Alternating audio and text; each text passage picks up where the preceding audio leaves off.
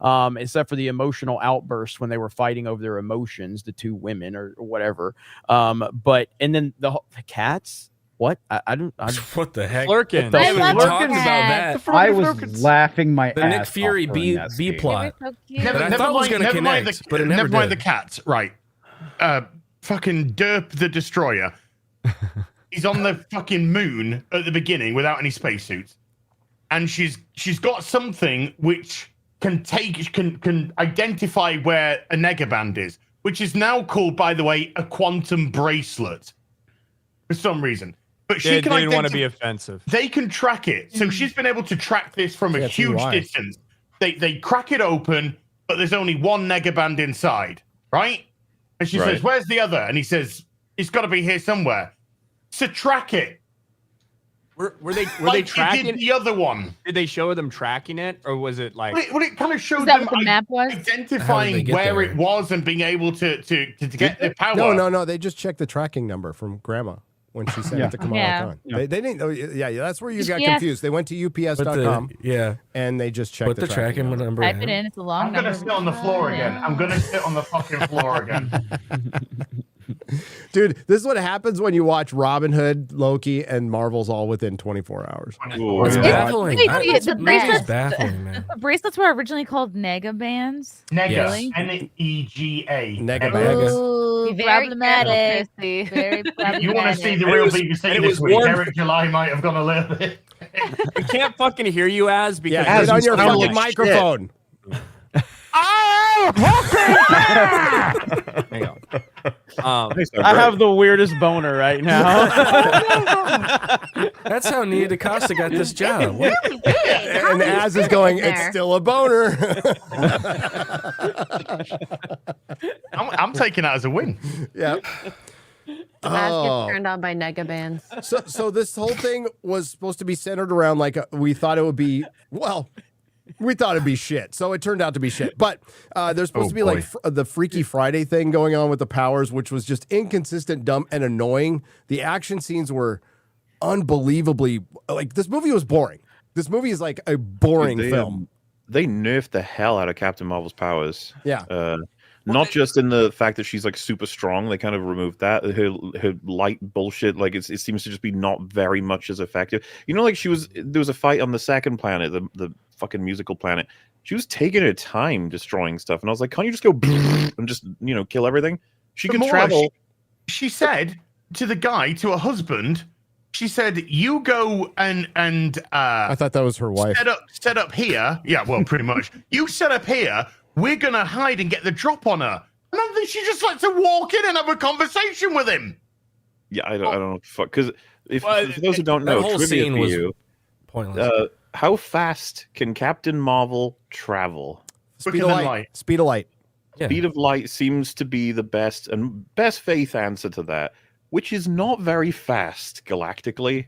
No, that's actually pretty slow. It's pretty slow to get from the That's obviously really fast for us. In an atmosphere, if you're traveling speed of light, that'd be wild. But for her to go to different places in the galaxy, that's why she has her ship. That's why she has. That's why it's really funny in Captain Marvel 1, where they have the jump points, which are really effective travel. By the end of the movie, they unlock light speed travel, and it's like, okay, that's shit. I know. I remember that. I remember that from the Captain Marvel movie. Yes.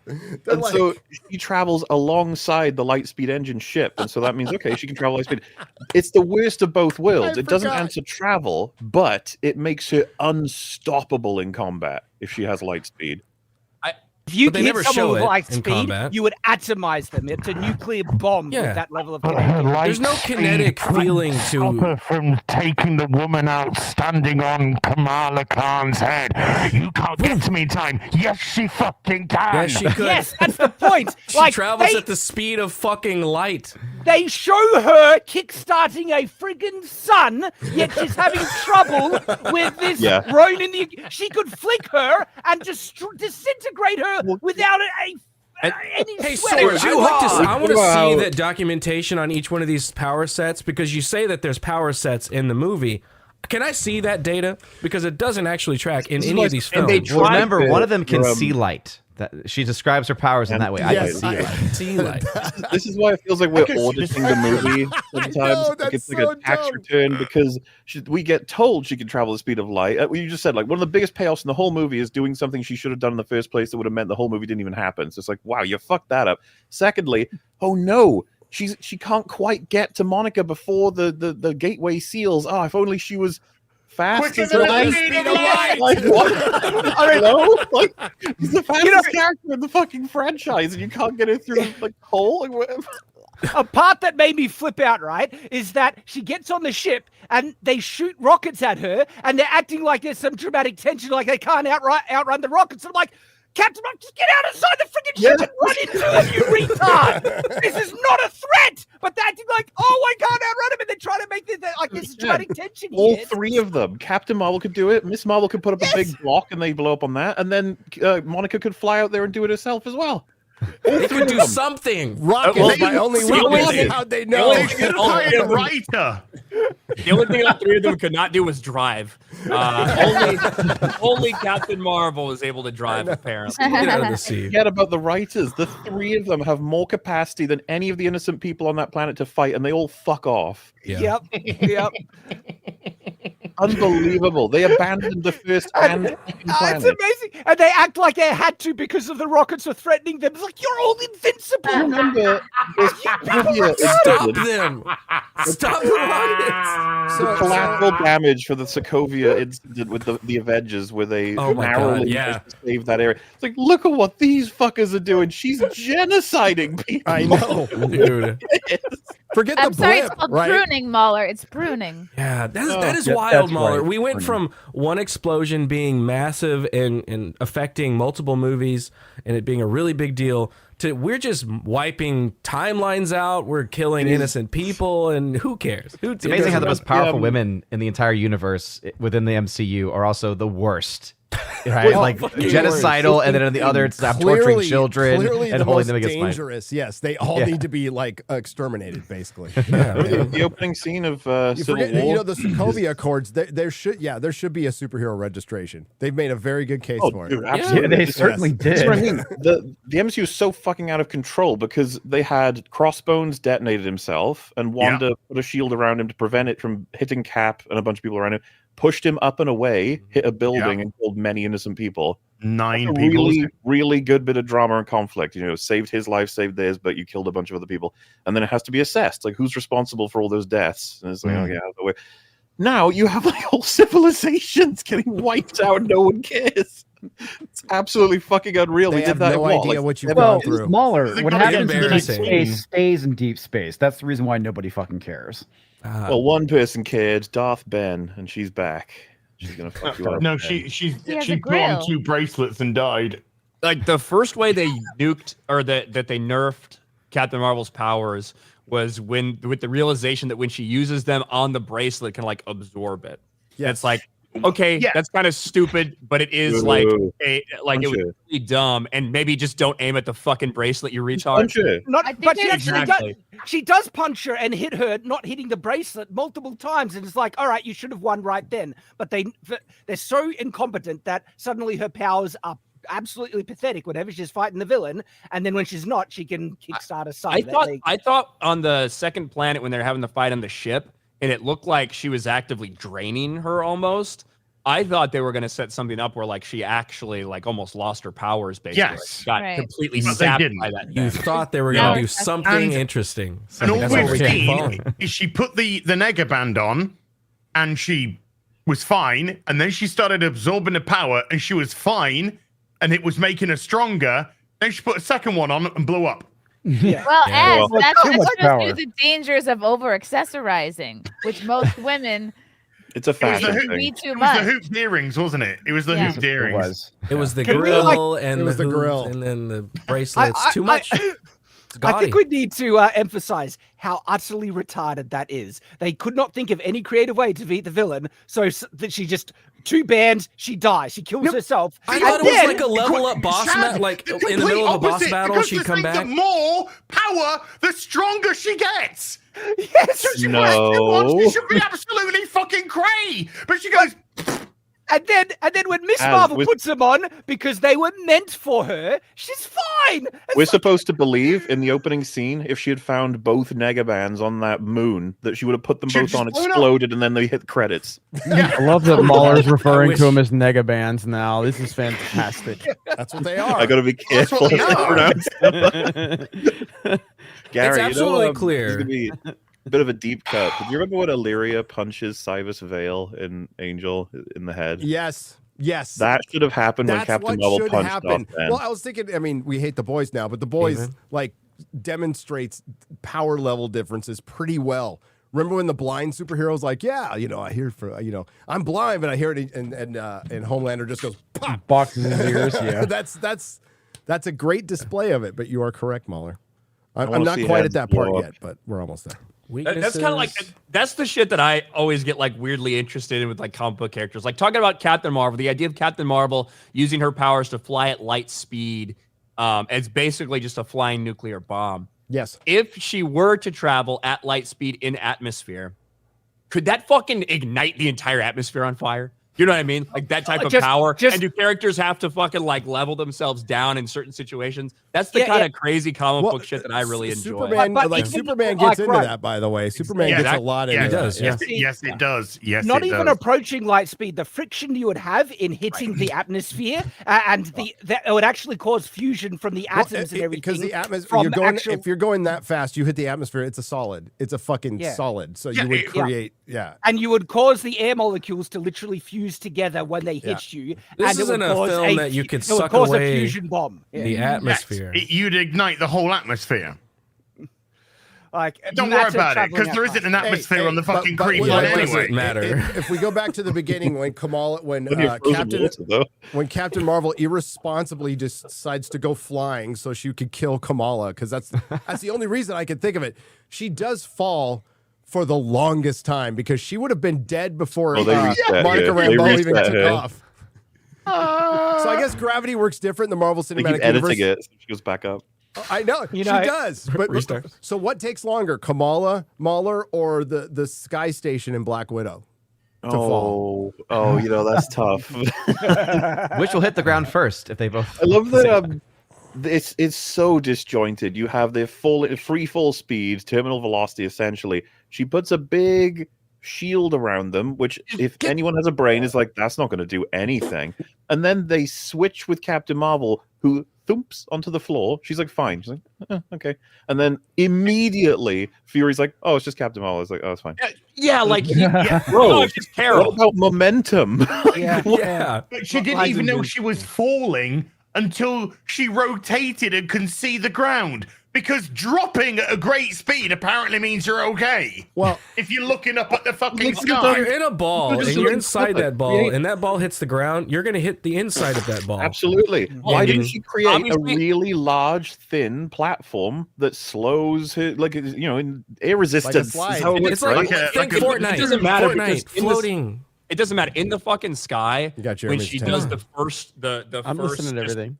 The first hard light platform that she's trying to land on, when she hits that, she would die. Yeah, of course. Instantaneously. Well, so the film wants us to believe that when she switches out with Captain Marvel, she's safe. It's like, well, no, she would just slam into wherever she was on the other side, wherever Captain Marvel was. Yeah. Mm-hmm.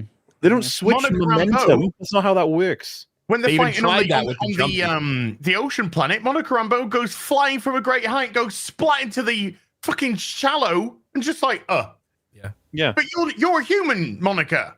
They wanted to show you that part. As. They're surrounded by bad guys then, and Monica says to Miss Marvel, don't use your powers. Don't use your powers. It's like, no, use your powers. Use them, because you might actually get back to Earth, you motherfucking stupid cunt. Like, what are you doing? We're on the alien planet. Don't use your powers. We're surrounded by enemies. Don't use your powers. It's like, what?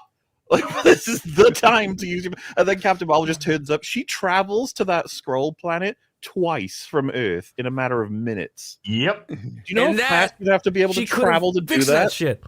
If she could have done it that fast, they demonstrate in the movie that she could get there like that. Go to the fucking sun 30, 40 years ago and fix it. Well, yeah, and she could save Monica at the end. So we know it's confirmed according to the movie itself that she deliberately didn't save Monica. She was like, Yes. "Oh no, I can't get you." Yeah. Well, that's funny. That's how the audience felt. It's like, oh no, she's gonna get trapped. To change the fucking future so she got the band. Couldn't she do something to go back in time? Oh, come on.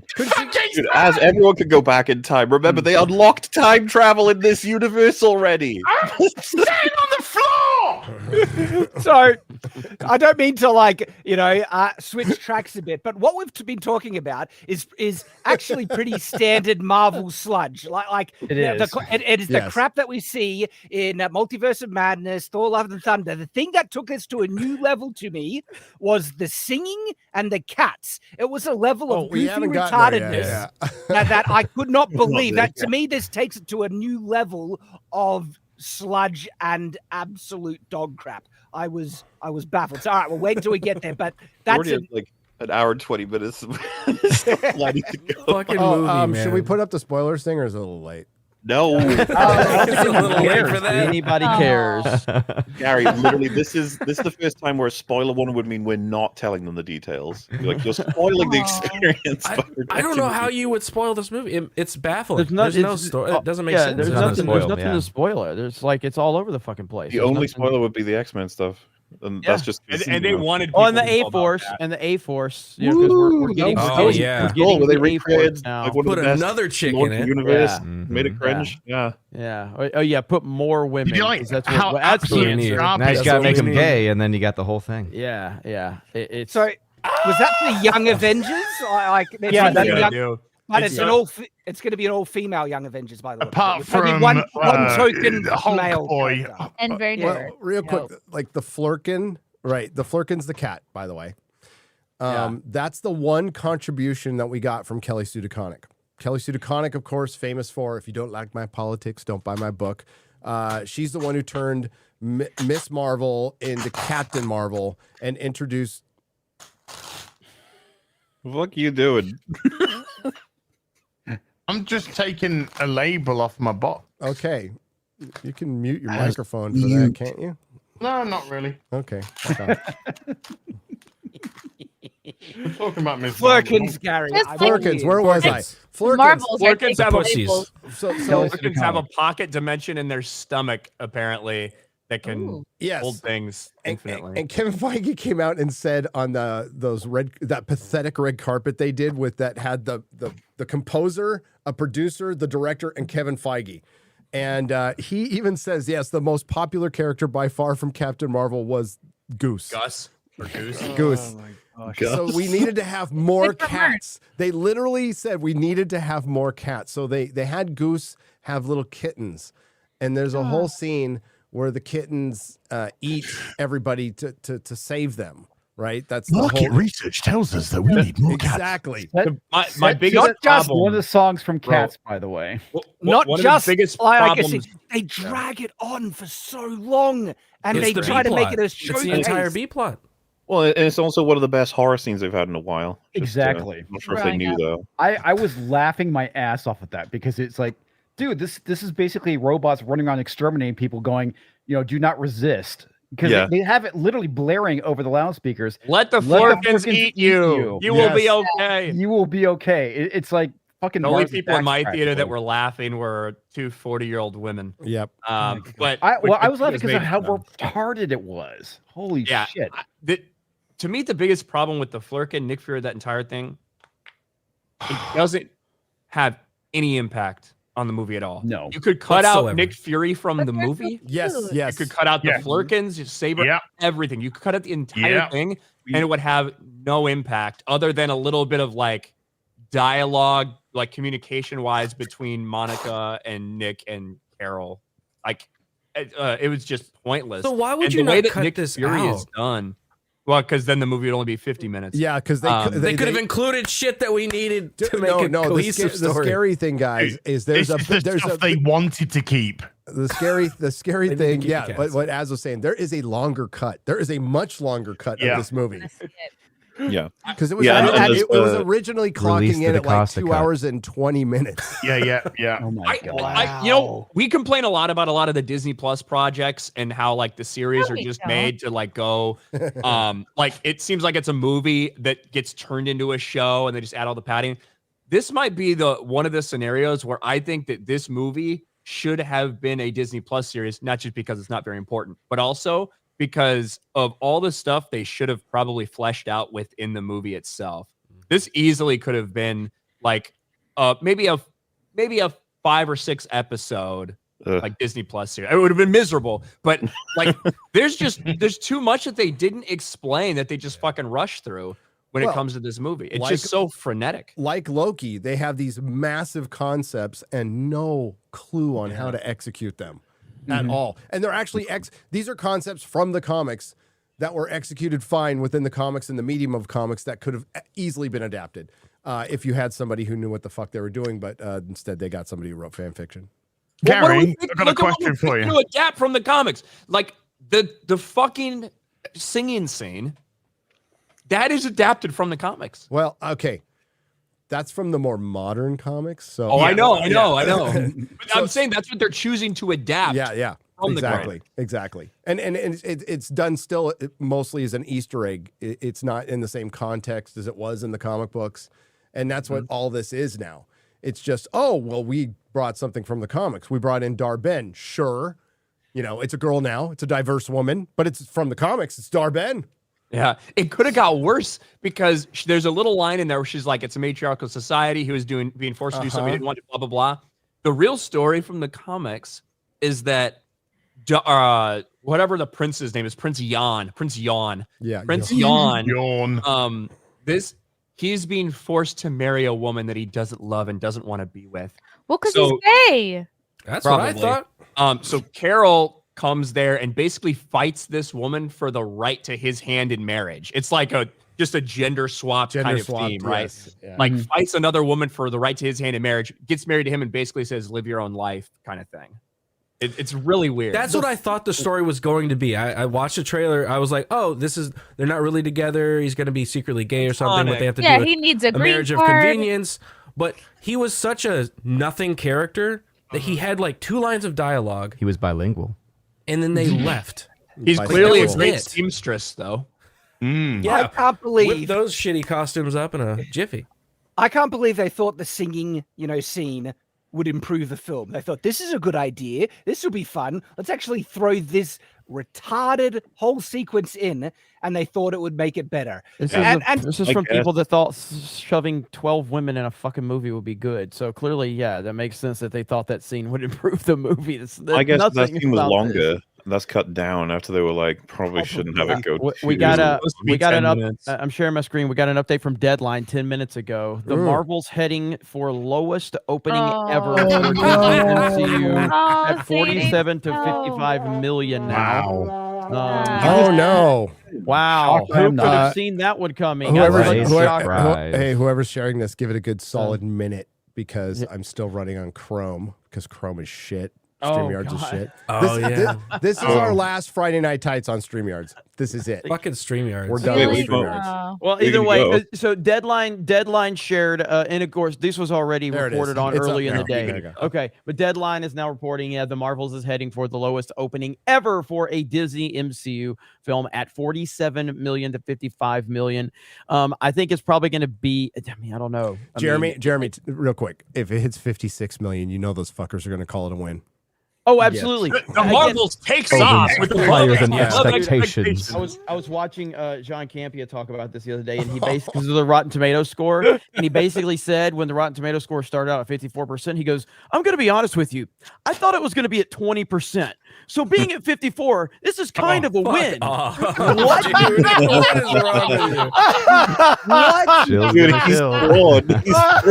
I couldn't believe that. I'm like, we are at a level now where you're like 20%. Oh, Marvel, thank you for your service. He's Thrawn. Well played, Mahler. Dude. So yes, this is the death of the MCU. It's not just a clickbait title. It's not just a thumbnail. It's the reality of what's going on. You know what? I'll speak for myself. It never was from me. I knew this shit was going to fucking happen. None of us. We all knew this was going to happen. We read the comics. They made the same fucking mistakes they did in the comics. Exactly. I mean, right down to the stories. Ryan just mentioned it. You know, the shit they're adapting is the modern stuff that sold like 20,000 copies with variants. And Gary, that's the question I wanted to ask you. How many times has Captain Marvel been cancelled and rebooted as a comic? I stopped at like 11. Yes. It's ridiculous. Yeah. I have a question. Is there any way that these movies could have been all made without killing off so many of the male characters? No. Yeah, Well, you just don't do all Marvel. Necessary. Yeah, you don't have to kill off any. You shouldn't have killed off any. You should not have killed off Iron Man and Captain America. Period. And they killed Captain America. They killed his character. Remember, he went back in time and completely ignored things like 9/11 and the Kennedy assassination and all kinds of shit. That's what I want to see. I want to see a Disney Plus series where Captain America is just sitting there in a rocking chair as he watches 9/11 happen. Yep. Dude. With the knowledge that it was happening. If I was fucking Haley Atwell, I wouldn't give a fuck either. Yeah, fair enough. That's the only saving grace. Okay, that's the only saving grace. But they cut her in half in the movie, so fuck them. Gary, would you recast them then? Yes. Yeah. You recast Iron Man. That was the original plan for Spider-Man when Sony started it out. They were like, we're going to treat it like James Bond. We're going to do like 3 movies with the director, 2 movies with the director, recast the character, and it would be kind of a loose but similar continuity. It'll be more episodic, which is the way you have to do these things. But you absolutely, they're going to do it anyway. In that book I showed from 10 years ago, there's a quote from Kevin Feige, I'm going to paraphrase, where he said, if we reboot the universe, it's a failure. Well, now they're about to reboot their universe, and they're going to recast anyway. So why not just recast? There's no way Captain America, Black Falcon, not Captain America in a Captain America movie is going to be a hit. As a matter of fact, we just learned it's going through massive fucking reshoots and being delayed What a a coincidence. year. What a coincidence. They know exactly how